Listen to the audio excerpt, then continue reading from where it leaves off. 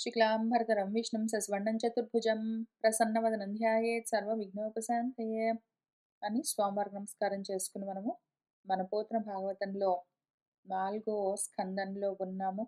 8వ ఘట్టం పూర్తి చేశాము. 9వ ఘట్టంలో దక్షాదులు అందరూ శ్రీహరిని స్తుతించారు, యజ్ఞ స్వరూపాన్ని స్తుతి చేశారు. ఆ తర్వాత ఆయన వీళ్ళందరిలో ఎవరు యోగ్యుడు అని చూసుకుని మన దక్షుడికి ఉపదేశం చేశారు. ఇంకా తర్వాత ఏం జరిగిందని చూసుకుంటూ వెళ్దాము. ఆ విధంగా దక్షుడికి ఉపదేశం పూర్తయిన తర్వాత విని విష్ణుదేవతాకంబనగా త్రికపాల కలితమగు ఆ యాగంబున తగన్ ఆ విష్ణుని పదవనజంబులు పూజ చేసి వారని భక్తిన్. మన దక్షుడు చాలా శ్రద్ధగా ఆ ఉపదేశాన్ని విన్నాడు. ఉపదేశం పూర్తయిన తర్వాత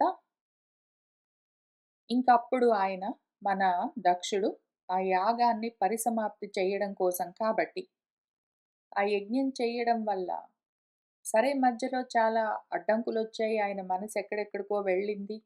చివరికి ఎంతో కొంత జ్ఞానం సంపాదించాడు. ఆ జ్ఞానంతో అటువంటి శిరస్సు అంటే బుద్ధి కలిగింది ఆయనకి. బుద్ధి కలిగిన వాడై జ్ఞానంతో మళ్ళీ యాగాన్ని నిర్వహిస్తూ వస్తూ ఉండగా ఆ యాగానికి ఫలంగా ఆయనకు కలిగిందేమి అంటే భగవదుపదేశము, బ్రహ్మోపదేశం కలిగింది ఆయనకు. అదే ఆయన కలిగిన ఫలము. ఏ యజ్ఞానికైనా కలగవలసిన ఫలమేమి? జ్ఞానం కలగాలి. జ్ఞానాన్ని ఉపదేశం చేస్తే దాన్ని పుచ్చుకునేందుకు అర్హత ఉండి యజ్ఞం చేసినప్పుడు దానివల్ల కలిగే ఫలితము ఏవో ఇహంలో పరంలో ఏవేవో భోగాలు అనుభవాలు లోకాలు కాదు. ఏ కర్మ వల్లైనా కలగవలసిన ఫలము జ్ఞానము. అది ఆయనకు కలిగింది మన దక్షుడికి. ఆ ఫలాన్ని పుచ్చుకున్న తర్వాత యజ్ఞఫలంగా భగవదుపదేశాన్ని బ్రహ్మోపదేశాన్ని పుచ్చుకున్న తర్వాత ఆయన ఇంకా ఆ యజ్ఞాన్ని పూర్తి చేయడం కోసము విష్ణువు దేవతగా ఉన్న త్రికపాలమన్న ఆ యాగాన్ని ఆయన పూర్తి చేసి విష్ణు పదపూజ చేశాడు. నివారించలేని భక్తితో, అత్యంత భక్తితో, గొప్ప శ్రద్ధతో ఆయన ఆ యాగాన్ని పరిపూర్ణం చేసి మరియు తర్వాత అంగప్రధానక యాగంబులను చేసి అమరుల రుద్రుని అర్ధిన్ పూజ చేసి విశిష్టేష్ట శిష్ట భాగమున ఉదవసాన కర్మంబు తవిలి తీర్చి తానును ఋత్విక్కులను తగ సోమపులగూడి అవబృధ స్నానంబులు ఆచరించి కడకన్ అవాప్త సకల ఫలకాముడై తనరు దక్షుని చూసి ధర్మబుద్ధి కలిగి సుఖవృత్తి జీవింతుగాక ఎనుచూ పలికి దివిజులు మనులును బ్రాహ్మణులను సనిరి నిజమందిరములకు ఆ జలజనయన భవులు వేంచేసిరి ఆత్మీయ భవనములకు. ఇంకా ప్రధానమైన యాగాలు, అంగ యాగాలు మొదలైనవి ఏవేవి ఉన్నాయో వాటన్నింటినీ ఆయన పూర్తి చేశాడు. తర్వాత అమరులకు రుద్రుడికి ఎవరెవరికి ఏ ఏ విధంగా పూజలు చేయాలో అవన్నీ పూర్తి చేశాడు. అన్ని రకాల యాగాలు, అంగాలు అన్నీ సంపూర్ణమైన తర్వాత విశిష్టేష్ట శిష్ట భాగము యజ్ఞావశిష్టాన్ని ఆయన ఉదవసాన కర్మంలో పూర్తి చేసి మన దక్షుడు తాను, ఋత్విక్కులు ఆ యజ్ఞాన్ని చేసిన వాళ్ళు, సోమపానం చేసే యోగ్యత కలిగిన వాళ్ళందరూ కలిసి అవబృత స్నానాన్ని చేశారు. కడకన్ ఎంతో సంతోషంగా అవాప్త సకల ఫలకాముడై ఉన్నాడు మన దక్షుడు. ఆయన కోరిన ఫలము, జ్ఞాన ఫలము ఆయనకు కలిగింది. ఆ విధంగా తనరారుతున్న దక్షుణ్ణి చూసి ధర్మబుద్ధి కలిగి నువ్వు సుఖంగా జీవింతువుగాక అని బ్రాహ్మలు, మునులు, దేవతలు ఆశీర్వదించి వారి వారి ఆశ్రమాలకు, వారి వారి నిజ నివాసాలకు వెళ్ళిపోయారు. ఆ తర్వాత జలజనయనుడు, భవుడు వాళ్ళు కూడా వారి వారి ఆత్మీయ మందిరాలకు వేంచేశారు. అంతా దాక్షాయణి అయిన సతీదేవి ఇంకిక్కడేం జరిగింది అంటే, పూర్వ కళేబరంబు విడిచి హిమవంతునకు మేనకయందు జనియించి, విలయకాలంబునన్ ప్రసుప్తంబైన శక్తి సృష్టికాలంబున ఈశ్వరుని పొందు చందంబున పూర్వదైతుండగు రుద్రుని వరించెను అని దక్షాధ్వర ధ్వంసుండగు రుద్రుని చరిత్రంబు బృహస్పతి శిష్యుడైన యుద్ధమునకు ఎరింగించెను. అతడు నాకున్ చెప్పే, నేను నీకున్ చెప్పితి అని మైత్రేయుండు వెండియున్ విదురునకు ఇట్లనియే. ఇంకిక్కడ మన దాక్షాయణి సతీదేవి తన సతీదేవి అన్న దేహాన్ని వదిలిపెట్టింది గదా! యోగాగ్నిలో దగ్ధం చేసింది. ఇంకా తర్వాత ఆమె హిమవంతుడికి, ఆయన భార్య మేనకకు వాళ్ళిద్దరికీ కూతురుగా జన్మించింది. ఇంతకీ ఆమె సతీదేవిగా వెళ్ళిపోవడము, మళ్ళీ హిమవంతుడికి, మేనకకు జన్మించడము ఏమి అంటే, ప్రళయకాలంలో ప్రసుప్తిలో ఉన్న మహాశక్తి సృష్టి కాలంలో మళ్ళీ ఈశ్వరుణ్ణి చేరిన విధంగా అని చెప్తున్నారు. కాబట్టి ఆ సత్వగుణం ఎక్కడికి వెళ్ళింది అంటే, పరాత్మతత్వంలోనే లయమై ఉన్నది. మళ్ళీ సృష్టి కాలంలో ఉత్పన్నమయింది, బయటికొచ్చింది అని చూపిస్తూ ఉన్నారు. శక్తి ఆ ఈశ్వరుడిలోనే లయమయ్యి మళ్ళీ సృష్టి కాలంలో బయటికొచ్చింది. వచ్చిన తర్వాత మళ్ళీ పూర్వదయితుడు తనకు ఇంతకు ముందు ఎవరైతే ప్రియుడై ఉన్నాడో అటువంటి రుద్రుణ్ణే వరించింది అని ఆ దక్షుడి యొక్క అధ్వరము, ఆ యజ్ఞము మొదలుపెట్టడము, దాన్ని ధ్వంసం చేయడము, ఆ చేసిన రుద్రుడు. ఈ మొత్తం చరిత్ర అంతా బృహస్పతి తన శిష్యుడైన ఉద్ధవుడికి చెప్పాడు. ఉద్ధవుడు నాకు చెప్పాడు. నేను నీకు చెప్తున్నాను అని మైత్రేయ మహర్షి మన విదురుడితో చెప్పి ఇంకేమన్నాడంటే, మళ్ళీ ఇక్కడ మన సతీదేవి తర్వాత హిమవంతుడి కూతురు అని ఇవన్నీ చూపిస్తూ ఉన్నవి కూడా అదే విషయం. మనం భగవద్గీతలో చదువుకుంటూ వస్తూ ఉన్న విషయమే. ఉన్నది ఎప్పుడూ ఉంటుంది, లేనిది ఎప్పుడూ ఉండదు. దేహాలన్నీ మార్పులతో ఉంటాయి. అవి రూపం తీసుకున్నాయి అంటే మారుతూ ఉండి నశిస్తూ మళ్ళీ వస్తూ ఉంటాయి. ఇదంతా మాయా కల్పితము. అయితే ఆత్మగా ఉన్న శక్తి ఏమున్నదో అది మాత్రం సత్, అది ఎప్పుడూ ఉంటుంది. అది ప్రళయకాలంలో నిద్రావస్థలో ఉంటుంది, సృష్టి కాలంలో చైతన్యవంతమవుతుంది. అంతకు మించి ఇంకేమీ లేదు అని మన భగవద్గీతలో భగవంతుడు ఏం చెప్పారో అదే ఇక్కడ ఈ ఆఖ్యానంగా కూడా చూపిస్తూ వస్తూ ఉన్నారు వ్యాసుల వారు. ఈ ఆఖ్యానము చదివిన ధీయుతులకు, వినిన ఎట్టి ధీరులకు ఐశ్వర్య ఆయు కీర్తులు కలుగును, పాయును దురితములు తొలగు భవబంధంబుల్. ఈ ఆఖ్యానము ఎవరైతే చదువుతారో అటువంటి బుద్ధిమంతులకు, ఏ ధీరులు బుద్ధి కలిగిన వాళ్ళు వింటారో వాళ్లకు, చదివిన వాళ్లకు, విన్న వాళ్లకు ఐశ్వర్యము, ఆయువు, కీర్తి, ఆరోగ్యం కూడా పెట్టుకుందాం ఇందులో. ఐశ్వర్యము, ఆయువు, ఆరోగ్యము, కీర్తి ఇంకా అవన్నీ కలుగుతాయి. దురితములు, పాపాలేవైనా ఉంటే తొలగుతాయి. అసలు మామూలు దురితాలే కాదు, మామూలు పాపాలే కాదు, భవబంధమన్న పాపము, పతనం కూడా తొలగిపోతుంది అని చెప్తున్నారు. ఈ విధంగా ఎక్కడెక్కడ ఫలశ్రుతి చెప్పినా అక్కడక్కడ ఆగి ఆ ఆఖ్యానాన్ని, కథని మనము విచారణ చేసుకోవాలి. కథగా మాత్రం చూసుకోవడానికి వీల్లేదు. తత్వార్థాన్ని ఎరిగి మనము ఒకవేళ విషయాన్ని గ్రహించామంటే మాత్రము తప్పకుండా ఈ భవమన్న బంధము తొలగిపోతుంది అని వెండియును ఇట్లనియే. తర్వాత ఏం జరిగిందంటే, ఇంక మళ్ళీ కొంచెము సృష్టి ప్రకారం చెప్పుకుందాము. మనం కొంచెం సృష్టి చెప్పుకుంటాము.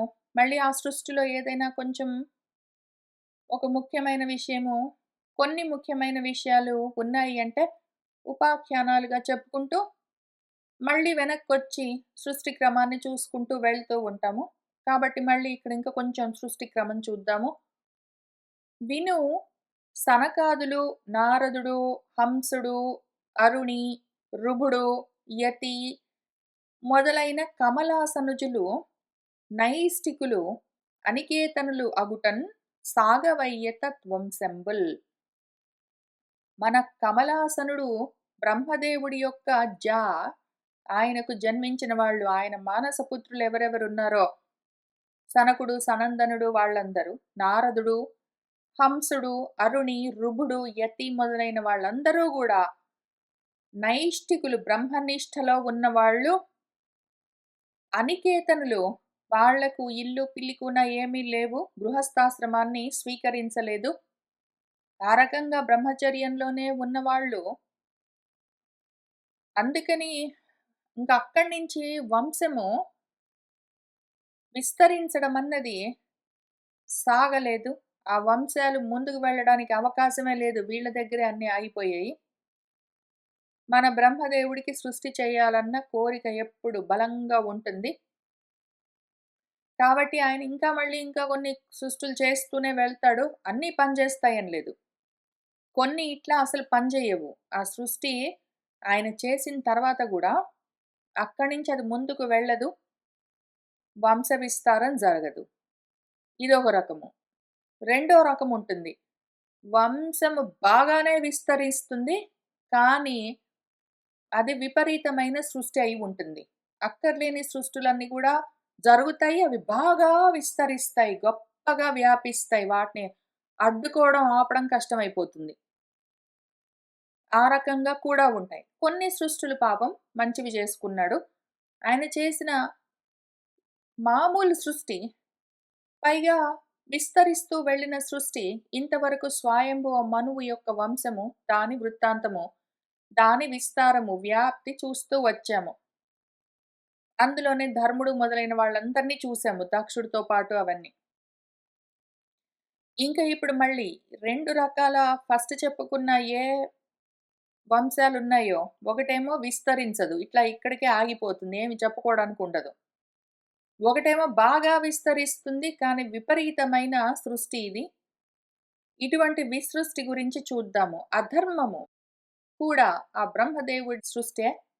అక్కడి నుంచే సృష్టింపబడ్డది. ఇంకది శాఖోపశాఖలుగా విస్తరిస్తూ వెళ్తుంది. దాన్ని ఆపడం కష్టము. ఆపవలసి ఉంది. దానికి దూరంగా ఉండాలి. కానీ అయినా గూడా అదెట్లా విస్తృతంగా పెరుగుతూ ఉన్నదో చూసుకుంటూ వెళ్దాము.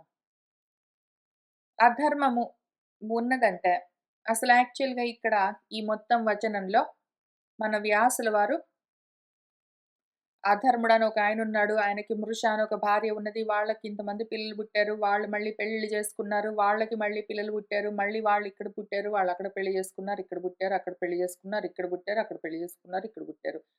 అని చెప్తూ వెళ్తారు. వీళ్ళేదో నిజంగా మనుషుల్లాగా, ఏదో నిజంగా పెళ్ళిళ్ళు, వెడ్డింగ్ కార్డ్స్, ఏదో బేబీ షవర్స్, శ్రీమంతాలు, ప్రసవాలు అన్నీ ఉన్నట్టు రాస్తారు గానీ, ఊరికినే ఆయన కథగా అట్లా రాసినా గూడా ఇదంతా మనలో ఉన్న అధర్మం గురించే చెప్తున్నారు. ఏ విధంగా అధర్మము మనుషుల్లోనే, ఏదైనా ఎక్కడుంటుంది? మనుషుల్లోనే ఉంటుంది. ఆధ్యాత్మికంగా మనలో ధర్మము తగ్గితే ఏం జరుగుతుంది అని ఇక్కడ చూపిస్తూ ఉన్నారు.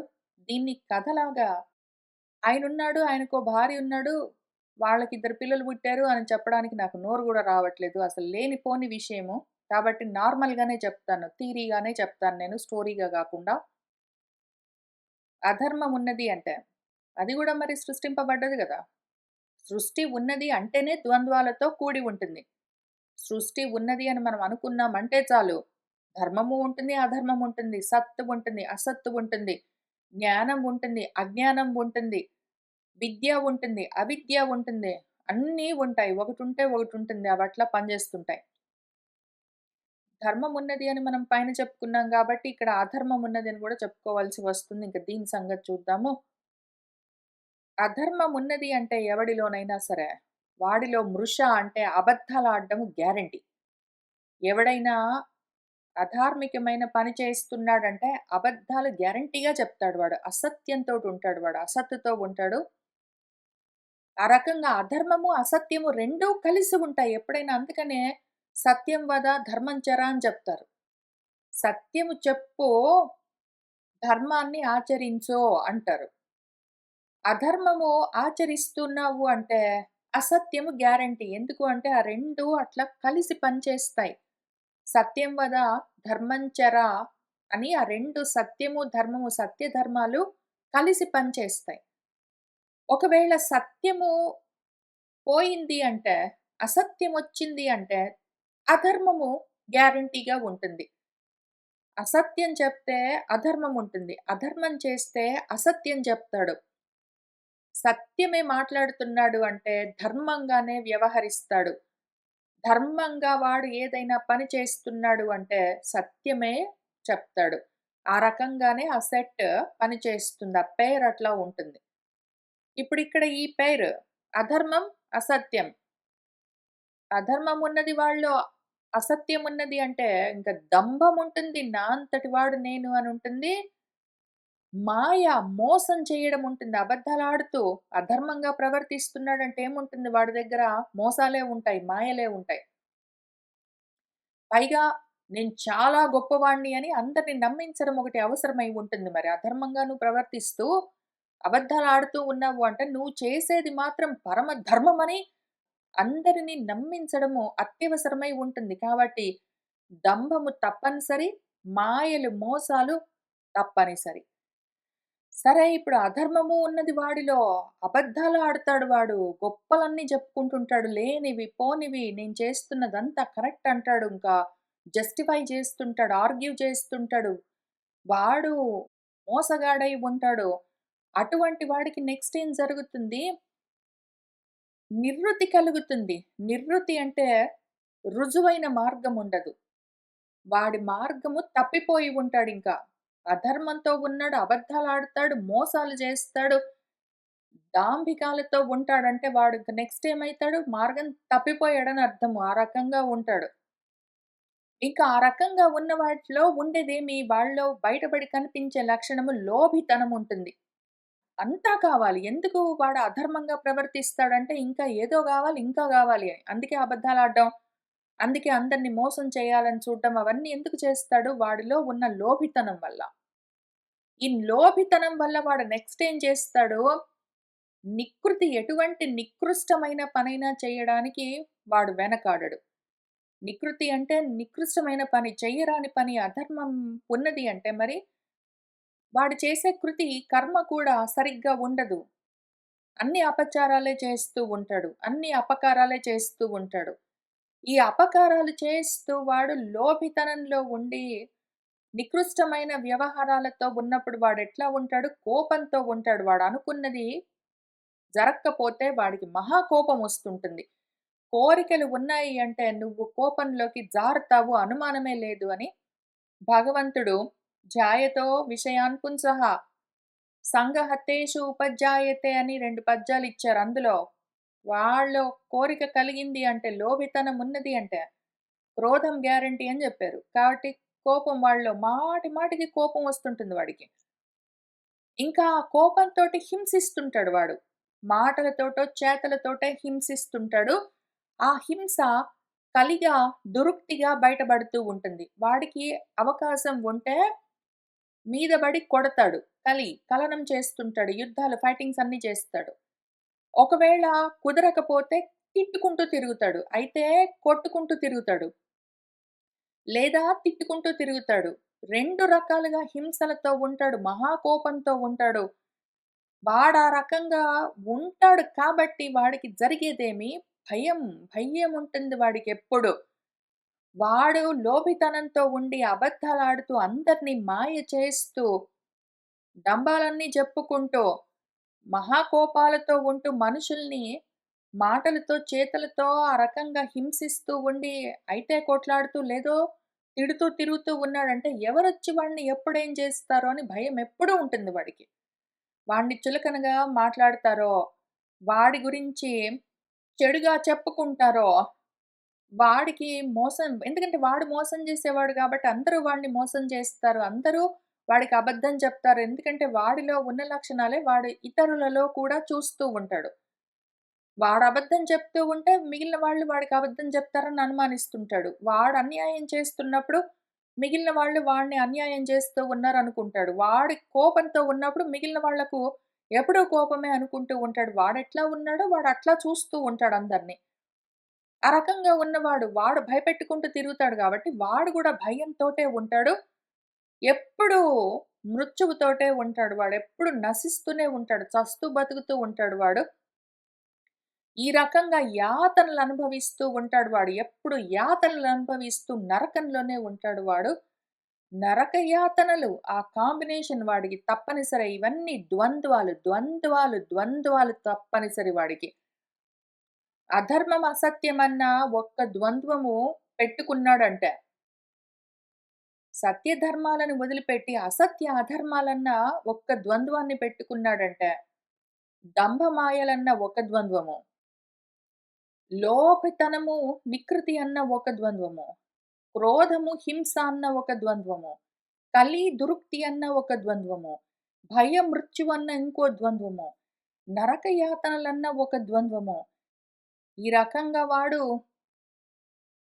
ఒక్క చెడు పెయిర్, ఒక్క తప్పు జంటని వాడు చేసుకుంటే 2 గూడా అవసరం లేదు. ఒక్కటి నువ్వు అధర్మం పట్టుకున్నావంటే అసత్యము, దాంతో పాటు మిగిలినవి. నువ్వు అసత్యం పట్టుకున్నావంటే అధర్మం, దాంతో మిగిలినవన్నీ. తప్పనిసరిగా వెంటనే వచ్చి చేరతాయి అవి. తామర తంపరగా నీలో వ్యాప్తి చెందుతాయి. చెడిపోతావు. ఈ రకంగా ఉండరాదు అని చెప్తూ ఉన్నారు. ఇవన్నీ ఎందుకు కలుగుతాయి అంటే, ఇవన్నీ సంసార హేతువులు. సంసార కారణం ఇదంతా. అధర్మ తరు శాఖలుగా పెరుగుతూ ఉంటుంది. ఎవరైనా సరే శ్రేయస్కాముడు, నాకు శ్రేయస్సు కావాలి, నేను బాగుపడాలి అని కోరుకుంటున్న వాడున్నాడో, అటువంటి జనుడు ఈషన్మాత్రం గూడా, ఏ కొంచెము గూడా ఈ విధంగా అనువర్తింపంజనదో. అసలు ఒక్కటి గూడా ఇందులోకి మనలో ఉండకుండా చూసుకోవాలి. ఏ కొంచెము ఇటువంటివి మనలో ఉండకుండా చూసుకోవాలి. ఇన్ని లేకుండా ఎట్లా చూసుకుంటాము అని ఆలోచించనవసరం లేదు. ఏ ఒక్కటి లేకుండా చేసుకున్నా సరే, మిగిలినవన్నీ కూడా లేకుండా పోతాయి. కోపం లేదనుకోండి. కోపం లేకపోతే హింస ఉండదు, కలి దురుక్తి లేదు, మృత్యుభయము లేదు, నరకయాతన లేదు. కోపం లేకపోతే లోభితనము లేదు, కోరిక లేదు, కాబట్టి నికృష్టమైన కర్మలు లేవు. కోపం లేకపోతే మాయ లేదు, మోసము లేదు, డాంబాలు చెప్పుకునేది లేదు, అబద్ధం లేదు, అధర్మం లేదు. అట్లా ప్రతిదీ ఒక్కటి మొత్తమే లేకుండా చేసుకున్నామంటే మిగిలినవన్నీ లేకుండా పోతాయి. ఇది విచిత్రము. ఈ చెట్టు ఎటువంటిదంటే, మామూలుగా చెట్టు వేళ్ళ దగ్గర దాని రూట్స్ దగ్గర తీసేస్తే మిగిలిన చెట్టంతా లేకుండా పోతుంది. కొమ్మలు కట్ చేస్తే మళ్ళా పెరుగుతుంది. ఈ చెట్టు ఎటువంటిది అంటే, ఒకవేళ ఏ ఒక్క కొమ్మని, ఆకును, రెమ్మను దేన్ని పూర్తిగా లేకుండా చేసినా సరే మిగిలిందంతా గూడా లేకుండా పోతుంది. అట్లానే మన ధర్మం గూడా. మన ధర్మమన్న వృక్షంలో ఏ ఒక్కటి లేకుండా పోయినా మొత్తం ధర్మం నశించిపోతుంది. కాబట్టి జాగ్రత్తగా ఉండవలసి ఉన్నది అని జాగ్రత్త చెప్తూ ఉన్నారు. ద్వివిధంబునన్ ప్రతిసర్గంబు సంగ్రహంబున వినిపించితి. 2 విధాలైన సర్గ, ప్రతిసర్గ. సర్గము అంటే సవ్యంగా మంచి మార్గంలో వెళ్ళిపోతూ ఉన్న సృష్టి. ప్రతిసర్గ అంటే ప్రతికూలంగా, ఆత్మకు వ్యతిరేకంగా వెళ్ళిపోతూ ఉన్న సృష్టి. వీటిని సంగ్రహంగా చెప్పాను నీకు. ఈ పుణ్య కథను ఎవ్వడేని ముమ్మారు వినినా, అతడు ముమ్మాటికి నిష్పాపుడగును. ఈ పుణ్యమైన కథను, ఈ అధర్ముడి కథను లేదా ఈ అధర్మమన్న విషయాన్ని ఎవరైనా సరే 3 సార్లు వింటే, 3 సార్లు వింటే ఏం జరుగుతుంది? ముమ్మాటికి వాళ్ళలో పాపం నశిస్తుంది. ఎట్లా? ఒక్కసారి వింటాడు. విని వాడిలో ఇటువంటి అధర్మం దాని యొక్క శాఖ, దాని కొమ్మ, రెమ్మ, ఊడలు, వేర్లు ఎక్కడెక్కడైనా నాలో ఉన్నాయా అని చూసుకుంటాడు. రెండోసారి విని అవి లేకుండా చేయడం కోసం నేను ఏమి చేయాలి అని ఆలోచించుకుంటాడు. మూడోసారి విని యాక్చువల్‌గా ఆచరణ మొదలుపెట్టి లేకుండా శుద్ధి చేసుకుంటాడు. ఆ రకంగా చేసుకోవడం 3 సార్లు వినడం. 3 సార్లు వినడం అంటే మరియు నధర్మునకు మృషయును భార్యయందు దమ్ముండును సో అండ్ సో ఫోర్త్ ఈ పుణ్య కథ ఎవ్వండని ముమ్మారు వినినా ఒకసారి అయిపోయింది. రెండోసారి మరియు నధర్మునకు మృషయును భార్యయందు దంబుండను సో అండ్ సో ఫోర్త్ ఈ కథ ఎవ్వడని ముమ్మారు వినినా రెండోసారి అయిపోయింది. అని ఈ రకంగా చదివితే ఏమీ జరగదక్కడ. ఇంకా కొంచెం అజ్ఞానం లోపల పెరగడమే తప్ప లాభం లేదు. 3 సార్లు వినడము అంటూ ఒకసారి విను. జాగ్రత్తగా విని అసలు ఏమి చెప్తున్నారు అని అర్థం చేసుకొని, నాలో ఎక్కడెక్కడ ఉన్నాయి ఇవన్నీ అని చూసుకొని, నిజాయితీగా, చిత్తశుద్ధిగా ఆలోచన చేసుకుని నాలో ఏమి లేవు. నాలో మాయ లేదు. నాకు దంభమేమీ లేదు. అసలు అబద్ధమే జెప్పను. నాలో అసలు ఎటువంటి అధర్మం లేదు. నాలో లోభితనమే లేదు. అసలు నేను ఎప్పుడు మంచి పనులే జేస్తాను మంచిది. ఈ రకంగా నిన్ను నువ్వు మభ్యపుచ్చుకుని అందరిని మోసం చేద్దామంటే నిన్ను నువ్వు మోసం చేసుకుంటున్నావు ఫస్ట్ ఆఫ్ ఆల్. కూర్చో. ప్రతి వాళ్ళలో ఉంటాయి ఇవన్నీ ఎంతో కొంత. ఏ కొంచెము ఈషన్ మాత్రం కనిపించినా కూడా దాన్ని ఈడ్చి అవతల పాడేయడం కోసం యాక్చువల్‌గా ప్రతి మాటలో, ప్రతి చేతలో, ప్రతి ఆలోచనలో ఏం జరుగుతున్నది అని చూసుకో. రెండోసారి వింటూ ఉన్నప్పుడు ఎంతవరకు నేను నాలో ఇవి లేకుండా చేసుకున్నాను అని చూసుకుంటూ, ఆలోచన చేసుకుంటూ, చూసుకుంటూ, వింటూ వెళ్ళు. మూడోసారి వినేసరికి అసలు మొత్తం మాయమైపోవాలి ఇందులో ఉన్న అధర్మంతో కూడిన విషయాలన్నీ నీలో మాయమైపోతే నిష్పాపుడివి కాకేమవుతావు నువ్వు? అసలు పాపము లేదు, పుణ్యము లేదు. పాపము, పుణ్యము అన్న ద్వంద్వం గూడా మహామాయ. నువ్వు ఎప్పుడూ నిష్కళంక స్వరూపము. ఇవన్నీ ఉన్నాయని ఎందుకనిపిస్తాయి? కోరికల వల్ల, కోపాల వల్ల, లోభితనాల వల్ల, భయాల వల్ల. వాటిని నువ్వు దాటావంటే నువ్వెవరో నీకు తెలుస్తుంది. అప్పుడు ఆ విధంగా ఉండవలసి ఉన్నది. ఇది థియరీగా చెప్తూ ఉన్నారు. దీన్ని ఇప్పుడు మళ్ళీ కథగా చూపిస్తారు. ధ్రువోపాఖ్యానము, ధ్రువుడి యొక్క ఉపాఖ్యానము. ఇంకో కథ చెప్తారు. ఒకసారి థియరీ చెప్పారంట. థియరీ కాగానే వెంటనే స్టోరీ చెప్తారు. ఇప్పుడు ధ్రువుడి ఉపాఖ్యానం చదువుకుంటూ వెళ్దాము. విను. నిఖిల భువన పరిపాలనమునకై విష్ణుకళా కలితుండై వనజజునకు స్వయంభువ మనువు అప్పుడు ఉదయించే కీర్తిమంతుడగుచున్. ఇంకా విను విదురా చెప్తాను అని మన మైత్రేయ మహర్షి ఏం చెప్తున్నారంటే, ఈ భువనాలన్నింటినీ పరిపాలించడం కోసము విష్ణువంశతో, హరి అంశతో వనజజుడికి స్వయంభువ మనువు అప్పుడు కీర్తిమంతుడై ఉదయించాడు.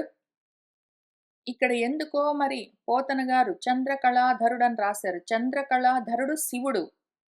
ఒకవేళ శివుడి అంశ అయితే అన్నీ ఉపశమించి ఉంటాయి. ఆయన రుద్రుడై ఉంటే అన్నీ ప్రళయంలోకి వెళ్తాయి. ఆయన శివుడైతే మొత్తం ఉపశమించి ఉంటాయి. అప్పుడు భువనాలని పరిపాలించడానికి ఏమీ ఉండదు.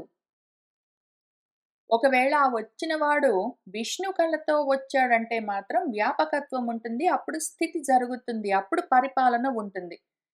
ఇంత మాత్రము తెలియదా మన పోతన గారికి అని నాకు ఒక్కొక్కసారి చాలా ఆశ్చర్యము, చాలా దుఃఖము కలుగుతాయి.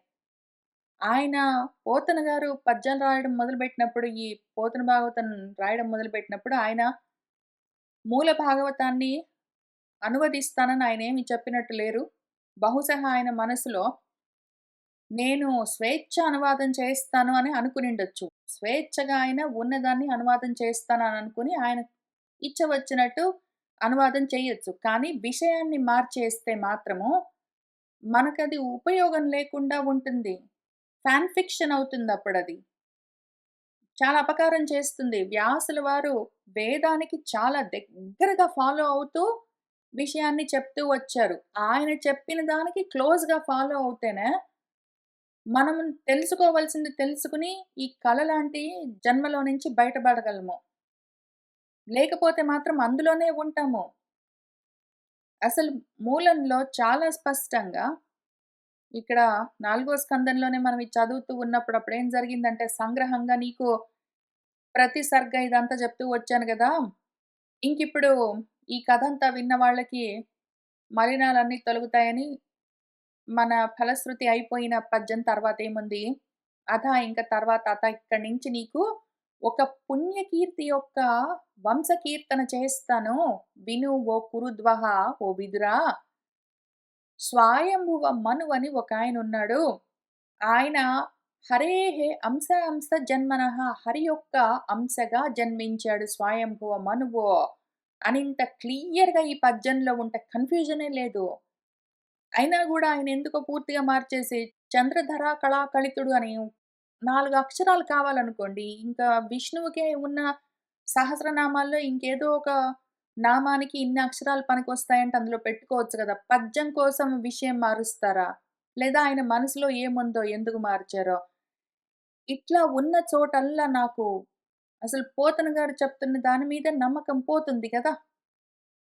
ఒకవేళ నేను మూలాన్ని చదువుకోకుండా అంత శక్తి లేక డైరెక్ట్‌గా ఓన్లీ ఈ భాగవతం మాత్రమే చదువుకున్నానంటే, ఇక్కడ 1, 2 చూపిస్తున్నాను. చాలా చోట్ల ఇట్లానే తత్వానికి పక్కకు వెళ్ళిపోయిందనుకోండి, విషయానికి పక్కన వెళ్ళి, వస్తువుకు పక్కకు వెళ్ళి, కథ మాత్రం పట్టుకొని దాన్ని ఇంకా వేరే మార్గంలో నుంచి ఇంకేంటో చెప్పుకుంటూ పోతే, చదువుకున్న వాడు ఇదొక్కటే చదువుకుంటే వాడేమైపోతాడు? భాగవతము బాగుపడ్డం కోసం వాడుకుందామని కూర్చున్నవాడు చెడిపోతాడు. ఎంత అపకారం జరుగుతుంది వాడికి.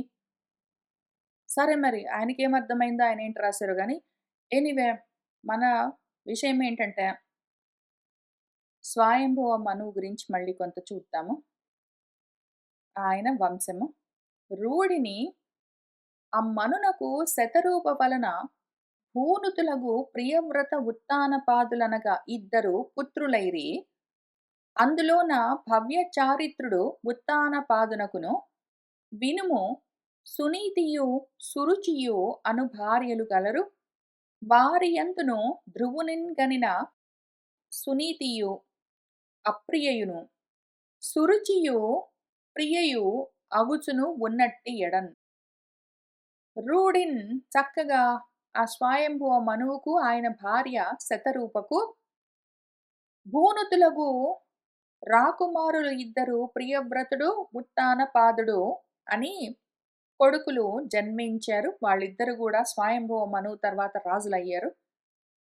వాళ్ళిద్దరు కూడా ప్రియవ్రతుడు, ఉత్తానపాదుడు కూడా హరి యొక్క అంశలనే ఇక్కడ మళ్ళీ చూపిస్తూ ఉన్నారు మనకు మూలంలో వ్యాసుల వారు.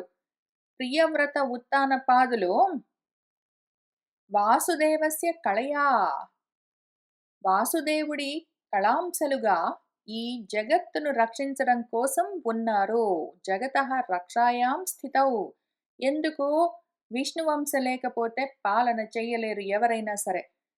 నేను నా పిల్లల్ని పాలించాలంటే గూడా, నా ప్రజాపాలన నేను చెయ్యాలంటే కూడా మళ్ళీ నాలో విష్ణువంశ ఉండాలి. స్థితికారకత్వం ఉండాలి. ఉద్యోగం చేసి, ధనార్జన చేసి, ఇల్లు నడిపిస్తూ అవన్నీ చేస్తూ ఉన్న సమయంలో నేను విష్ణువై ఉంటాను. ఆ అంశ లేకపోతే ఆ జగత్ నా కుటుంబమన్న స్థితి జరగదు. ఇల్లు గడవడం అంటే అదే. ఇల్లు గడవాలి అంటే తల్లిదండ్రులేం చేస్తారు? ఇల్లు గడవాలంటే భార్యాభర్తలేం చేస్తారు? ఉద్యోగాలు చేసి, సంపాదించుకుని తీసుకొనొచ్చి, ఇంట్లో ఉన్న వాళ్ళకి, ఇంటికొచ్చి వెళ్ళే వాళ్ళకి, తమకు పుట్టిన పిల్లలకి, తమను కన్న వాళ్ళకి, ఆ తర్వాత వాళ్ళకి వీళ్ళందరిని ఎందుకు చూస్తూ ఉంటారు? వాళ్ళలో ఆ స్థితికారకత్వం ఉంటుంది కాబట్టి. దాన్ని మొత్తమే తీసేద్దాము. ఇక్కడ స్వయంభువ మనువులో నుంచి ఆ హరిహంసను తీసేద్దాము. ఇక్కడ ప్రియవ్రత ఉత్తానపాదుల్లో నుంచి ఆ వాసుదేవుడి కళను తీసేద్దామంటే, మళ్ళీ మిగిలిందేమి అప్పుడు? ఆ విష్ణువంశ లేకపోతే ఎక్కడి వాళ్ళు అక్కడ కర్మలు చేయకుండా ఊరికనే ఉంటారు. రుద్రాంశతో ఉంటే ప్రళయం ఉంటుంది. శివాంశతో ఉంటే అన్నీ ఉపశమించి ఉంటాయి. ఇంకక్కడ కర్మలుండవు. నడవదేది. ఒకవేళ బ్రహ్మ అంశతో ఉంటే ఓన్లీ సృష్టిస్తూ పోవడమే తప్ప వాటిని పాలించడం ఉండదు. ఎవరెవరైతే పిల్లల్ని కంటారు గాని వాళ్ళని పోషించరో వాళ్ళందరూ బ్రహ్మలు మాత్రం అవుతారు. విష్ణువులు కారు. ఎవరెవరైతే కన్న పిల్లల్ని చంపేస్తారో వాళ్ళు బ్రహ్మలవుతారు. వాళ్ళు రుద్రులవుతారు. పోనీ సొంత పిల్లలు గాకపోతే. ఎవరినైనా సరే చంపుకుంటూ పోయారంటే వాళ్ళందరూ రుద్రాంశతో ఉంటారు. ఈ అంశంలో ఏదో ఒక అంశ అంటే ఆ గుణము మనలో లేకపోతే ఈ అంశాలుగా చూపిస్తున్నది బ్రహ్మం అంటే రజోగుణము, శివం అంటే తమోగుణము. శివమన్న, రుద్రమన్న తమోగుణము. విష్ణువంటే సత్వగుణము. ఈ గుణాలు మనలో లేకపోతే ఆయా కర్మలు ఆయా సమయంలో జరిగేవి మనం చెయ్యలేము, చెయ్యము. దాన్నక్కడ విషయాన్ని మార్చడానికి వీల్లేదు. ఎందుకు అంటే ఇక్కడ ప్రియవ్రతుడో, ఉత్తానపాదుడో, స్వయంభువుడో అని చెప్తూ ఉన్నవన్నీ మనమే. మన గురించి మనకు చెప్తూ ఉన్న విషయము. అటువంటప్పుడు ఏ అంశ నాలో ఉండడం వల్ల నేను ఈ కర్మ చేస్తున్నాను అని మనం అర్థం చేసుకోవడానికి అవకాశం ఉండదు. చెడిపోతుందక్కడ. ఇక్కడసలు ఆయనకు నచ్చలేదు. ప్రియవ్రతుడు, ఉత్తానపాదుడు హరి అంశతో జన్మించారని చెప్పడం ఆయనకి ఇంట్రెస్ట్ లేక అసలా మాట వదిలిపెట్టేశారు. సరే అయితే అయింది. మన స్వయంభువ మనువుకు, శతరూపకు, ప్రియవ్రతుడు, ఉత్తానపాదుడు అని ఇద్దరు కొడుకులున్నారు. వాళ్ళు కూడా రాజులే. ఇందులో ఈ ఇద్దరిలో ఆ భవ్యమైన చరిత్ర కలిగిన వాడు ఉత్తానపాదుడున్నాడు గదా! ఆయన గురించి కొంత చూద్దాం ఇప్పుడు. వినుము మన ఉత్తానపాదుడికి సునీతి, సురుచి అని ఇద్దరు భార్యలు ఉన్నారు ఓ విదురా అని మన మైత్రేయ మహర్షి చెప్తున్నారు. వాళ్ళలో ధ్రువుడు మన సునీతికి కలిగిన పుత్రుడు. ఆ ధ్రువుడిని కన్నా సునీతి అంటే మన ఉత్తానపాదుడికి అంత ఇంట్రెస్ట్ లేదు. ఆమంటే అప్రియము. అంత ప్రియం గాదు. ఉత్తముడు అని ఇంకొక కొడుకున్నాడు మన ఉత్తానపాదుడికి. వాళ్ళ అమ్మగారు సురుచి. మన ఉత్తానపాదుడు ఆయన ఇద్దరు భార్యల్లో ఒక భార్య సురుచి అంటే ఆయనకి చాలా ఎక్కువ ఇష్టము, ప్రియము ఎప్పుడైనా సరే. ఆయనకు ఇంకొక భార్య ఉన్నది సునీతి. ఆమంటే అంత ఇంట్రెస్ట్ లేదు. అట్లా ఉంది. ఇది ఓన్లీ మనం ఇప్పుడు కథగా చెప్పుకుంటున్నాం. విషయం తర్వాత చూద్దాం. ఈలోగా మీరు ఆలోచన చేస్తూ ఉంటే చేస్తూ ఉండండి. ఎందుకు అంటే మీకిదంతా డీకోడింగ్ ఎట్లా చేయాలి అని చేసి ప్రాక్టీస్ ఇంతవరకు ఎంతో దూరం వచ్చారు గాబట్టి, ఆ ప్రాక్టీస్ వల్ల ఇదంతా డీకోడింగ్ మనసులో చేస్తూ వెళ్ళండి. నేను కథగా చెప్తూ ఉన్నా కూడా. మళ్ళీ మొత్తం కథ పూర్తయిన తర్వాత వెనక్కొచ్చి చూసుకుంటాం. ఏం చెప్తున్నారు అసలు వ్యాసుల వారు. ఎందుకంటే థియరీ అయిపోయిన తర్వాత స్టోరీ చెప్తూ ఉంటారాయన. కథగా మళ్ళీ అదే విషయాన్ని ఇంకొకసారి వేరే యాంగిల్ నుంచి చెప్తుంటారు. ఎందుకంటే కథలు మనసుని బాగా గట్టిగా పట్టుకుంటాయి. వెంటనే పట్టుకుంటాయి. థియరీ చెప్తే అంత తొందరగా మనసుకు పట్టదు. అందుకని ఆయన అట్లా చెప్తారు, ఇట్లా చెప్తారు. ఏది పట్టుకునే వాళ్ళకి కూడా. అధికారం ఉన్న వాళ్ళకి, ఎవరైతే అధికారులో, జ్ఞానానికి ఎవరైతే అధికారంతో ఉన్నారో యోగ్యులో, ఎవరైతే జ్ఞానానికి అర్హులో, అటువంటి వాళ్ళకు థియరీ చెప్తే చాలు. విషయం చెప్తే చాలు. వాళ్ళు వెంటనే దాన్ని అట్లనే యాజ్ ఇట్ ఈజ్ పట్టుకోగలరు. అయితే అటువంటి అధికారం లేని వాళ్ళుంటారు. మందాధికారులు, మధ్యమాధికారులు లేతే అనధికారులుంటారు. అసలు ఇన్ని రకాల అధికారులు ఉంటే వాళ్ళకు జ్ఞానానికి అధికారం ఉంటుంది. లేదా జ్ఞానానికి వాళ్ళకి అధికారం ఉండదు. ఉంటే వాళ్ళకి యోగ్యత ఉంటుంది. లేదా ఉండదు. యోగ్యత కలిగిన వాళ్లకు థియరీ చెప్తే చాలు వెంటనే వాళ్ళు పట్టుకోగలరు. అయితే అటువంటి యోగ్యత లేదు. వాడికి వెంటనే విషయాన్ని పట్టుకోవడానికి శక్తి లేదు, ఇంట్రెస్ట్ లేదు, వాడి బుద్ధి అటు తిరిగి లేదంటే కథగా చెప్తారు. కథ చెప్తే వెంటనే వచ్చి కూర్చుంటారు. కథగా చెప్పి తర్వాత ఇంకా ఆలోచించుకో, ఇది నీకు బాగా అర్థమయ్యిందంటే, దీన్ని 3 సార్లు విన్నావంటే, 36 సార్లు చదివావంటే, ఇంకా అప్పుడు నీకు ఏంటేంటో వస్తుంది అని చెప్తారు. వాటి మీద ఆ ఫలశ్రుతి మీద ఆశపడైనా కూర్చుంటాడు వాడు వినడానికి. వింటూ ఉంటే ఏమవుతుంది ఎప్పటికెప్పటికైనా ఆలోచించుకుంటే వాడు బాగుపడతాడని. కాబట్టి అనధికారులకు కథ చెప్పవలసి వస్తుంది. అదే విషయము కథలో పెట్టి చెప్తారు. ఏదో షుగర్ కోటెడ్ పిల్లులాగా మందు వేసుకోవట్లేదంటే దాని పైన ఏదో టీయో ఏదైనా పూసి మింగించినట్టు అట్లా ప్రయత్నం జేస్తారు. అట్లానే అనధికారులకు ఎగ్జాంపుల్స్ చెప్పవలసి వస్తుంది. దృష్టాంతాలు చెప్పి ఇదిట్లా ఉందనుకో, దీన్నిట్లా భావన చెయ్యి. ఇదిట్లా ఉందనుకో, దీన్ని బట్టి దాన్నట్లా అర్థం చేసుకో అని ఎగ్జాంపుల్స్ చెప్పాల్సొస్తుంది. అయితే ఎవడైతే అధికారంతో ఉన్నవాడున్నాడో, అర్హత ఉంది వాడికి, యోగ్యత చెప్పింది చెప్పినట్టు పట్టుకోగలిగిన వాడుంటే వాడికి కథ చెప్పక్కర్లేదు, ఎగ్జాంపుల్స్ గూడా ఇవ్వక్కర్లేదు. థియరీ చెప్తే డైరెక్ట్‌గా పట్టుకోగలడు. అట్లాంటి వాళ్ళు తక్కువుంటారు గాబట్టి, కథలెక్కువ చెప్పాల్సొస్తుంది మన వ్యాసుల వారికి, వాల్మీకి మహర్షికి, ఏకంగా మన ఉపనిషత్తులకు గూడా కథ చెప్పాల్సొస్తుంది. సరే ఇప్పుడు కథ చెప్పుకుందాం ముందు. మనవాడున్నాడు. ఒకనాడు సుఖలీలన్ ఉత్తానపాదుండు నెరిన్ ప్రియురాలైన సురుచిన్ కన్న కొడుకో ఉత్తమున్ తన తొడలపై నిడుకొని ఉపలాలనము చేయుచున్న వేళ అర్థిన్ తత్ ఆరోహణాపేక్షితుండైన ధ్రువునిన్ కనుంగొని తివకన్ ఆదరింపకుండుటకు గర్వించి ఆ సురుచియు సవతి బిడ్డండైన ధ్రువునిన్ చూసి తండ్రి తొడనెక్కు వేడుక తైలెనేనే పూని నా గర్భమున నాడే పుట్టక అన్యగర్భమున పుట్టి కోరినన్ కలదే నేడు జనకు తొడనెక్కు భాగ్యంబు సవతి కొడక అని చాలా తూలనాడింది. ఒకరోజు ఏమైందంటే ఉత్తాన పాదుడున్నాడు. ఆయన సుఖంగా కూర్చున్నాడు ఒక చోట అంతఃపురంలో. ఏదో కుర్చీలో కూర్చున్నాడో, సోఫాలో కూర్చున్నాడో, ఆసనంలో ఎక్కడో కూర్చునుంటాడు, మంచంలో కూర్చున్నాడు ఎక్కడో. ఆయనకు ప్రియురాలు, ప్రియమైన ఆయన భార్య సురుచి. ఆమె కన్న కొడుకున్నాడు ఉత్తముడు. ఆ ఉత్తముడిని ఎత్తుకుని తన ఒళ్ళో కూర్చోబెట్టుకుని ఉపలాలనము చేస్తూ ఉన్నాడు, లాలిస్తూ ఉన్నాడు, ఆడుకుంటూ ఉన్నాడు. ఇంకా మన ధ్రువుడు అక్కడికొచ్చాడు, చూసాడు. చెయ్యాలని అపేక్ష కలిగిందాయనకి. వాళ్ళ నాన్న ఒళ్ళో కూర్చొని ఆడుకోవాలని ఈయనకు గూడా కోరిక అనిపించింది. అయితే ఆ రకంగా దగ్గరికి రావడానికి ప్రయత్నం చేస్తున్న ధ్రువుడిని కనుగొని చూసి, తివకన్ దగ్గరికి తీసుకోలేదు వాళ్ళ నాన్న. అనాదరించాడు. ఆదరించకపోయేసరికి ఆ నిరాదరానికి దాన్ని చూసి పట్టించుకోలేదు. ధ్రువుడిని నా భర్త అని చాలా గర్వించింది మన సురుచి. ఆ రకంగా గర్వించి ఆమేం చేసిందంటే,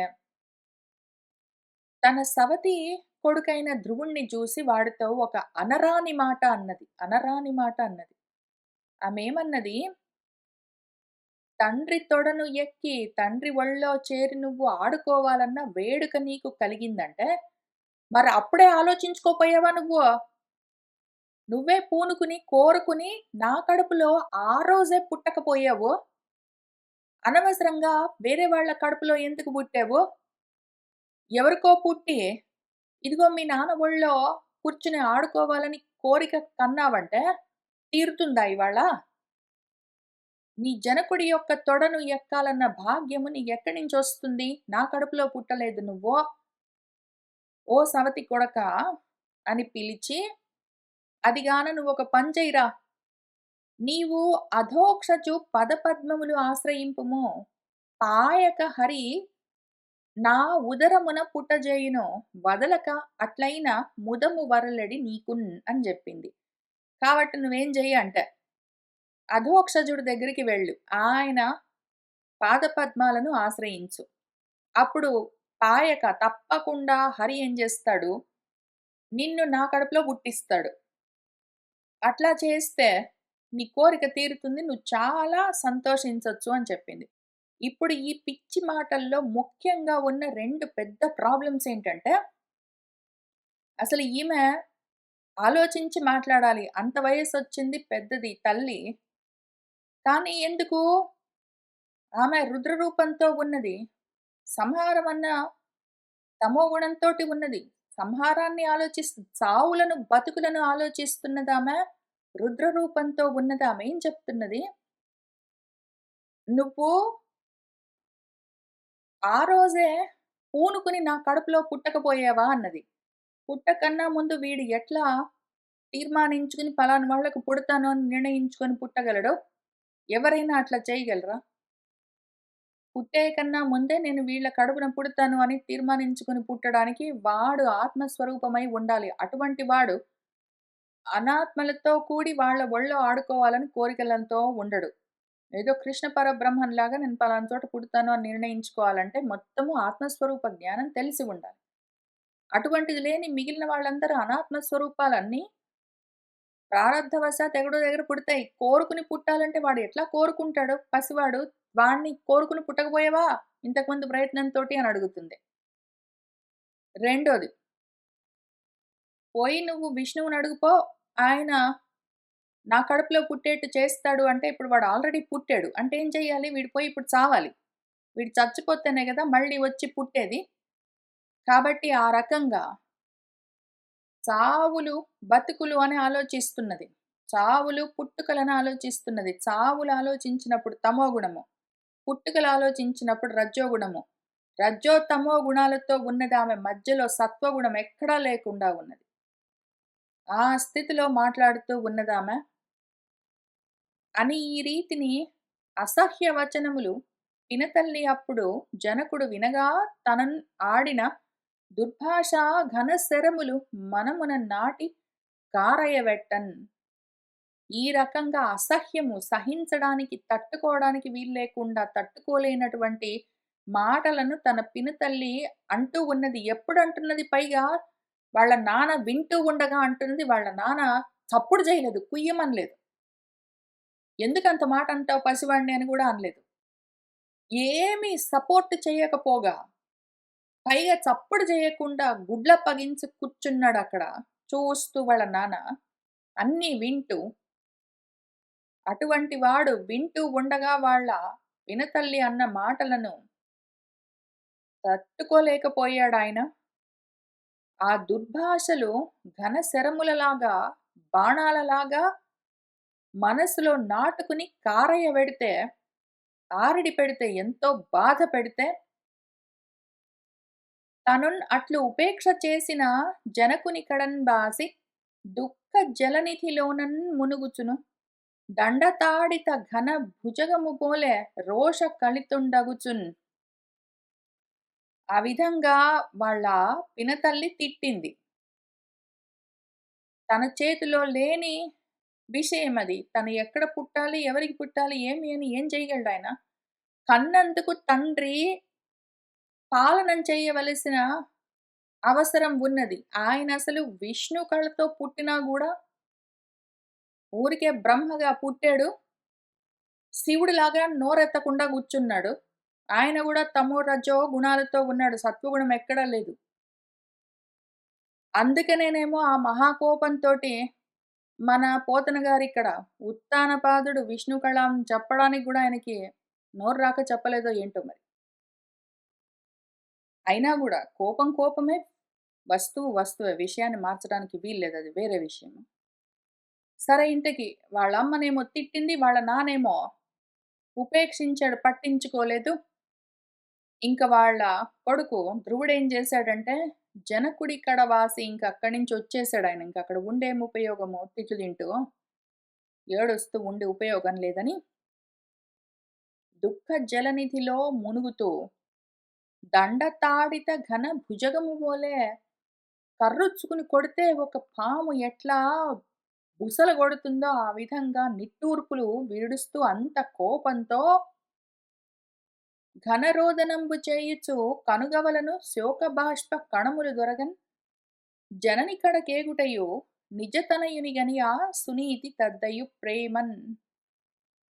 మహా దుఃఖంతో పెద్దగా ఏడుస్తూ 2 కళ్ళను చేతులతో నులుముకుంటూ కన్నీళ్లు గారుస్తూ వాళ్ళ అమ్మ దగ్గరికి వెళ్తే, తన కొడుకుని చూసి సునీతి ఎంతో ప్రేమగా దగ్గరికి తీసుకున్నది. ఒళ్ళో కూర్చోబెట్టుకున్నది. తొడలపై ఇడుకుని, కరం అనురక్తిని మోము నివిరి తద్వృత్తాంతమెల్ల వెలదులున్ అంతఃపురవాసులు చెప్పిన విని పరపుగ నిట్టూర్పులెసగా బాష్పాకులయై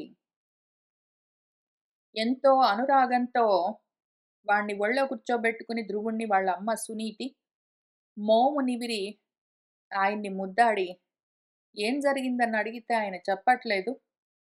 ఇంకా అక్కడ అంతఃపురంలో ఉన్న మిగిలిన వెలదులు, అంతఃపుర స్త్రీలు అక్కడ జరిగిందేమి అని చూసొచ్చిన వాళ్ళు చెప్తే విని పరపుగా నిట్టూర్పును బాగా వేడి నిట్టూర్పులన్నీ వదులుతూ ఉన్నది. కన్నీళ్లు గారుతూ ఉన్నాయి ఆమెకు గూడా. సవతి ఆడిన మాటలు సారెం తలచికొనుచు పేర్చిన దుఃఖ అగ్ని కుందుచుండె.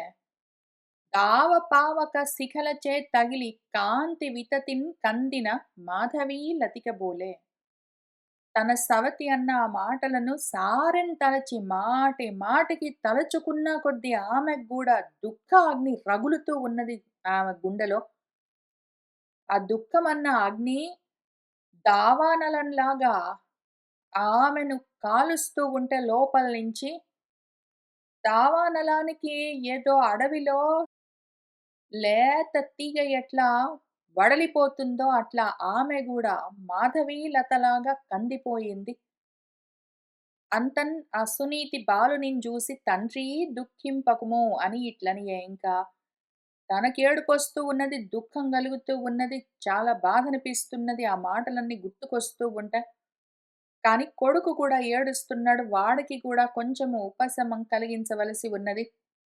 కాబట్టి ఆమె తన కొడుకుతో ఏమన్నదంటే, "నాయనా బాధపడకు" అని చెప్తూ ఏం చెప్పిందంటే, అనగా "ఈ దుఃఖమునకు పనిలేదు. అన్యులకు సొలయ బలవంతంబై తన పూర్వజన్మ దుష్కృత ఘనకర్మము వెంటనంటగా ఎవ్వలనన్." నాయనా అనగా "ఈ దుఃఖానికి పనిలేదు. బాధపడకు నాయనా. అన్యులకు సొలయన్ వేరే వాళ్ళని తిట్టుకోకు. బలంగా మన పూర్వజన్మ దుష్కృతమే మన వెంట రావచ్చు.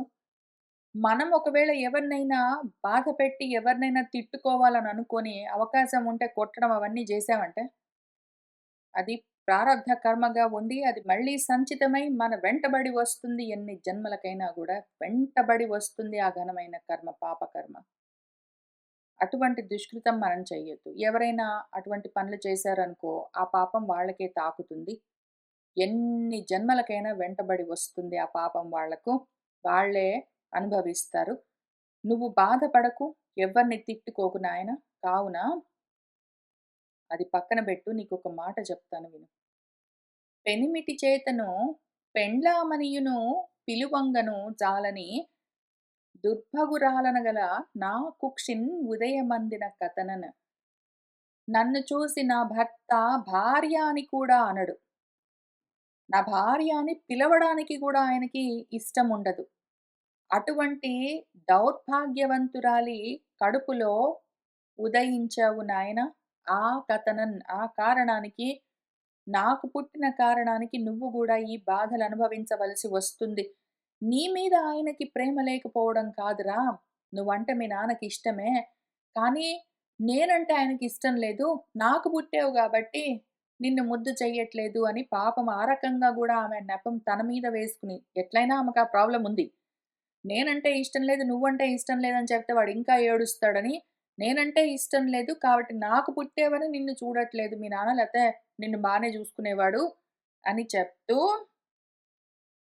నిను ఆడిన ఆ సురుచి వచనములు సత్యంబులగును. సర్వశరణ్యుండనగల హరిచరణంబులు కను జనకుని అంకమెక్కగాన్ తలతేనిన్. నిన్ను ఆ సురుచి అన్న మాటలేమున్నాయో అవి నిజమే. వాటిని నువ్వే నిజం జేసుకో. ఆమె అన్న మాటలను నువ్వే నిజం జేసుకో నాయనా. అందరికీ శరణమై ఉన్న ఆ హరిచరణాలను నువ్వు చేరు. ఆ రకంగా వెళ్ళావంటే, జనకుడి యొక్క అంకపీఠాన్ని ఆయన ఒళ్ళో కూర్చోవడం అన్నదాన్ని తలతేని కావాలని నువ్వు తలిచావంటే, కావాలని కోరుకున్నావంటే, శ్రీహరి యొక్క చరణాలను చేరు అని చెప్తున్నది. చాలా మంచి మాట చెప్పింది. కానీ విషయం ఏంటంటే, నిజంగా హరిచరణాలను చేరితే ఇంకా తండ్రి ఒళ్ళో కూర్చోవాలన్న చిన్న కోరిక నిలబడి ఉంటుందా? ఉన్నది అంటే అదసల అసత్ కోరిక. సరే. కావునన్ పినతల్లి అయిన ఆ సురిచి ఆదేశంబున అధోక్షజునాశ్రయింపుము అని వెండియును ఇట్లనియే. అందుకని నువ్వేం చెయ్యంటే, మీ పిన్ని చెప్పిన, ఆ సురుచి చెప్పిన ఆదేశం, ఉపదేశం ఏమున్నదో, ఆ ఉపదేశం ప్రకారము అధోక్షజుడిని నువ్వు ఆశ్రయించు అని ఆమె వాళ్ళ అమ్మగారు గూడా చెప్పింది. అప్పుడేం జరిగిందంటే, ఇంకా ఆమె చేస్తూ ఉన్న ఉపదేశము, మీ పిన్ని చెప్పిందనే గాదు నాయనా, ఇంకా కొన్ని కారణాలు గూడా ఉన్నాయి. నిజంగా గూడా భగవంతుడి నీడను చేరడము చాలా ముఖ్యము అని ఆమె 2 ఎగ్జాంపుల్స్ కూడా చెప్తూ ఉన్నది. పరికింపన్ ఈ విశ్వ పరిపాలనమునకై అర్తిన్ గుణవ్యక్తుడైన ఎట్టి నారాయణుని పాద నళినముల్ సేవించి తగన్ బ్రహ్మపదంబు పొందెను. ఘనుడు మీ తాత ఆ మనువు సర్వాంతర్యామిత్వమగు ఏకమైన దృష్టించేసి యాగముల యజించి తాను భౌమ సుఖములను, దివ్య సుఖములను, మోక్ష సుఖాన్ని గూడా పొందెను. అట్టి అచ్యుతుని పరుని వితత యోగీంద్ర నికర గవేష్యమాణ చరణ సరసిజ యుగళున్ శశ్వత్ ప్రకాశున్ భక్తవత్సలున్ విశ్వ సంపాద్యున్ హరిని మరియును. 2 విషయాలు చెప్తాను విను. ఇద్దరి గురించి చెప్తాను.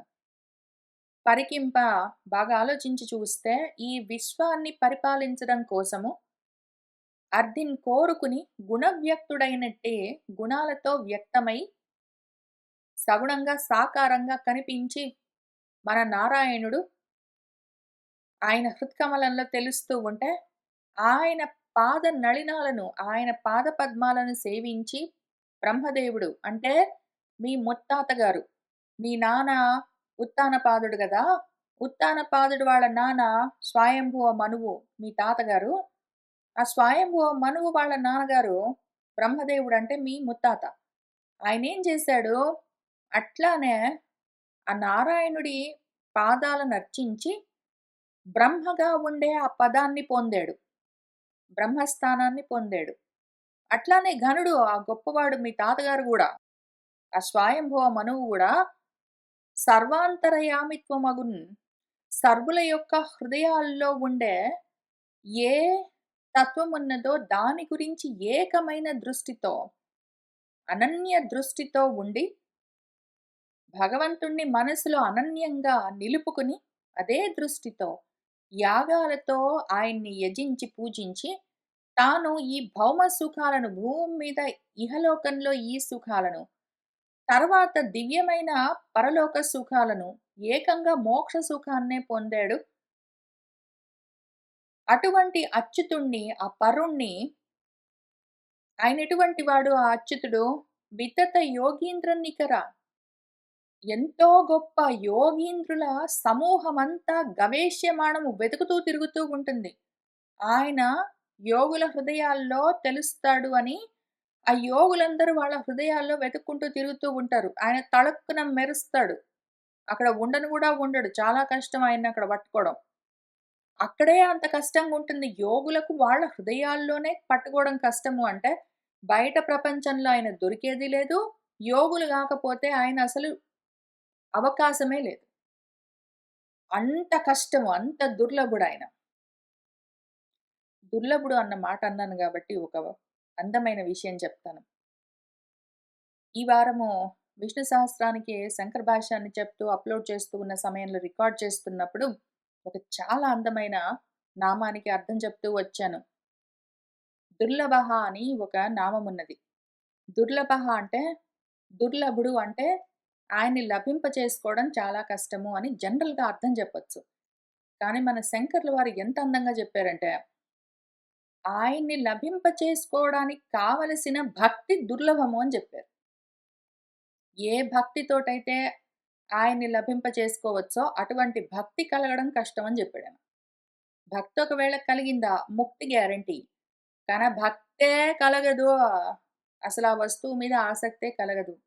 దాని మీద అత్యంత అనన్య ఆసక్తి కలిగిందంటే వెంటనే ఇంకేముంది అదే కలుగుతుంది. కానీ అది కలగదు. ఆయన దొరకడం కష్టం గాదు. ఎందుకంటే ఆయన హేయము లేదు, ఉపాధేయం లేదు. ఆయన్ని వదిలేది లేదు, పట్టుకునేది లేదు. అది నీ ఆత్మస్వరూపము. ఆ పరమాత్మ.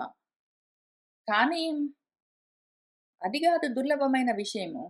దుర్లభమైన విషయం ఏమి అంటే దాన్ని పట్టుకోవడానికి కావాల్సిన ఏ భక్తి కావాలో అది దొరకదు. అది కలగదు మనలో. అది మన దౌర్భాగ్యం అని రాసారాయన. ఆ రకంగా ఆ భక్తితోటి, ఎంతో శ్రద్ధతోటి, జ్ఞాన వైరాగ్యాలతోటి ఆయన్ని వెతుకుతూ తిరుగుతూ ఉంటే, ఆయన పాదాలెక్కడున్నాయని ఆ మూల కారణాన్ని వెతుకుతూ తిరుగుతూ ఉంటే, అటువంటి వాడిని నువ్వు పట్టుకోగలిగావనుకో, ఆయన సస్వత్ప్రకాశుడు. ఎట్లా ఉంటాడమ్మా ఆయన్ని పట్టుకోవాలంటే ఏం చెయ్యాలి అంటే, యోగుల హృదయాల్లో తెలియబడతాడని చెప్తారు. కాబట్టి నీ హృదయంలోనే నీకు తెలియాలి. రెండోది ఆయన సస్వత్ప్రకాశుడు.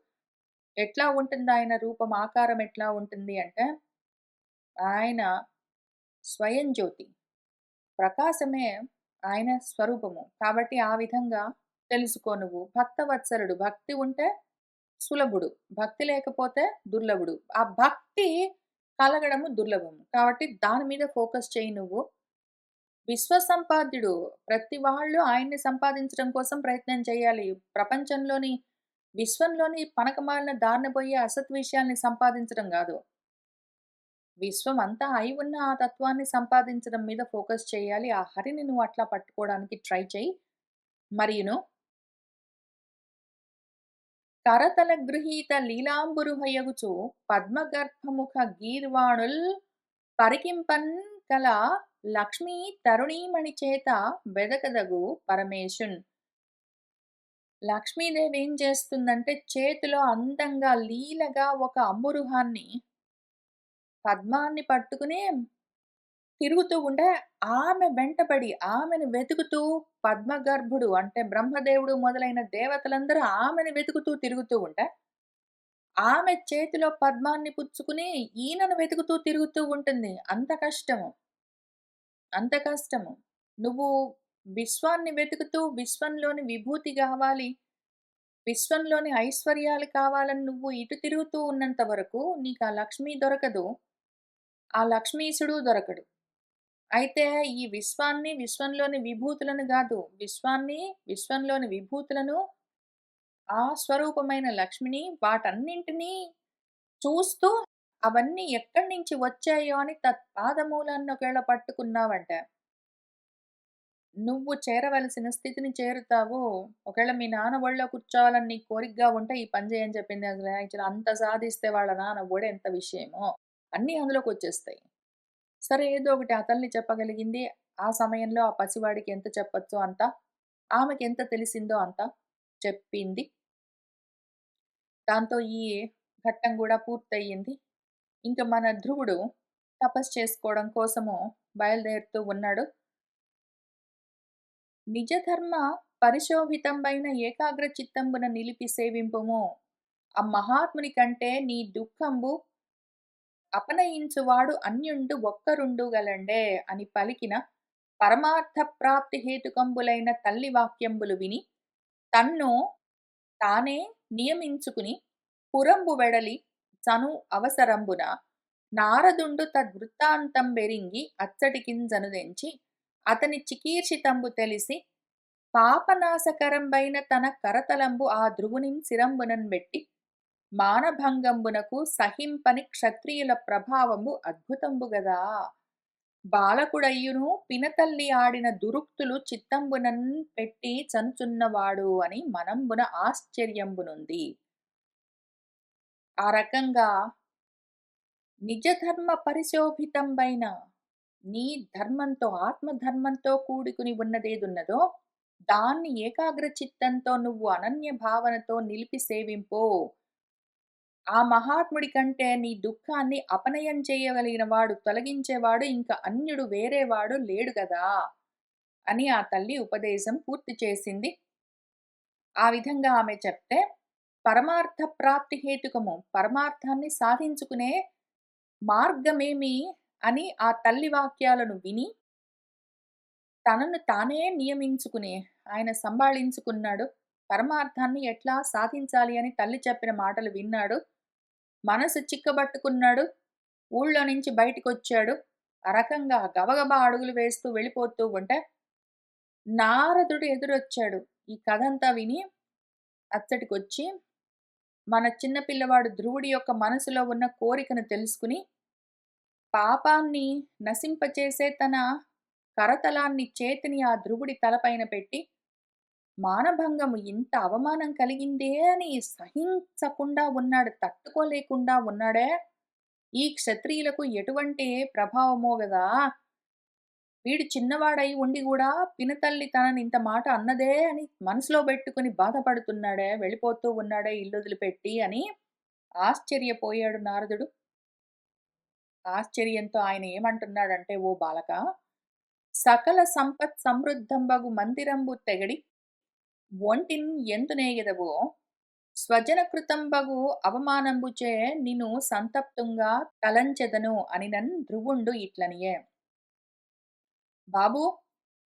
సకల సంపదలతో సమృద్ధిగా ఉన్న మీ ఇల్లు వదిలిపెట్టి, దాన్ని తెగనాడి వదిలిపెట్టి, ఒంటరిగా నువ్వొక్కడివి ఎందున్ ఏగెదవు? ఎక్కడికెళ్తున్నావు నాయనా? అన్నీ ఉన్నాయి గదా ఇంట్లో నీకేం తక్కువైంది? ఇల్లు వదిలిపెట్టి ఎందుకెళ్ళిపోతున్నావో? మా వాళ్ళేదో అన్నారు అంటే, అంటారు. పర్వాలేదు ఫ్యామిలీ అన్నాక ఇవన్నీ ఉంటాయి. స్వజన కృతంబగు మనవాళ్ళేదైనా అంటే, అవమానం అనుకుంటామేంటి? అవన్నీ పట్టించుకోరాదు. అంత తపన ఎందుకు? అంత బాధెందుకు పడుతున్నావో? అని అన్నాడు. అప్పుడు ధ్రువుడేమన్నాడంటే, సపత్నీ మాతృవాక్ ఇషుక్షతంబగు వ్రణంబు భగవద్ధ్యానయోగ రసాయనంబున మాపికొందును అనినన్ విని ధ్రువునికి నారదుండు ఇట్లనియే. సపత్నీ మాతృ సవతి తల్లి అన్న వాక్కులన్న ఇషువులు బాణాల దెబ్బతో అది పెద్ద వ్రణంలాగా ఉన్నది నాకు. మా పిన్ని అన్న మాటలు నా మనసులో గుచ్చుకుని అది పుండులాగా తయారయ్యింది. అందుకని దానికి రసాయనము చికిత్స కావాలి. ఒక మందు గావాలి. అదేం మందంటే నా మనసులో ఉన్న ఈ పుండుకు ఒకటే మందు. భగవద్ ధ్యానమన్న యోగం గావాలి. ఆ మందుతో ఈ వ్రణాన్ని, ఈ జబ్బును, ఈ పుండును నేను మాపుకుంటాను, పోగొట్టుకుంటాను అని ధ్రువుడంటే విని, నారదుడు ఆయనతో ఏమంటూ ఉన్నాడు అన్న విషయము మనం వచ్చే వారం కలిసి కూర్చొని చదువుకుంటూ ముందుకు వెళ్దాము. ఇవాల్టికి ఇక్కడికి ఆపుతున్నాను. సర్వం శ్రీకృష్ణ పరబ్రహ్మ పాదారవిందార్పణమస్తు.